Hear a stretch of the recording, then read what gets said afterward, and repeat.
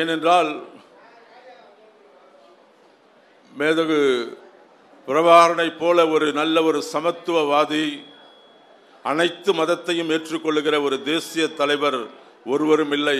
ஏனென்றால் அவர் வீட்டின் மூத்த பிள்ளையே ஒரு கிறிஸ்தவர் தான் என்பதை நீங்கள் மனதிலே குறித்து வைத்துக் கொள்ள வேண்டும்.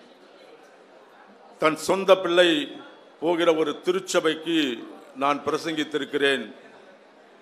நீர் ஊற்று என்று சொல்லப்படுகிற முல்லைத்தீவிலே இருக்கிற அந்த பகுதியிலே புது குடியிருப்பு என்ற அந்த பகுதியிலே அண்ணனுடைய வீடு இருந்தது.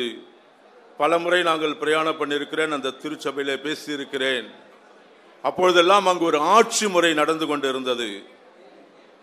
ஏன் இங்கு சீமான் என்ற ஒருவர் ஆட்சி கட்டிலே அமர வேண்டும் என்று நான் என்னை போன்றவர்கள் பிரயாசப்படுகிறோம் என்று சொன்னால், அந்த நாட்களிலே ஈழத் தமிழகத்திலே ஆண்ட அந்த பிரபாகரனுடைய ஆட்சி முறையை நாம் இன்னும் சரியாக மக்கள் புரிந்து கொள்ளும்படியாக வெளிப்படுத்தவில்லை.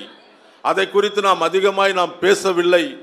அதை குறித்து நாம் அதிகமாய் பேசுவோம் என்று சொன்னால், இன்று தமிழ்நாட்டிலே சீமான் என்பவருடைய ஆட்சி தேவை என்பதை நீங்கள் கண்டிப்பாக உணர்ந்து கொள்வீர்கள்.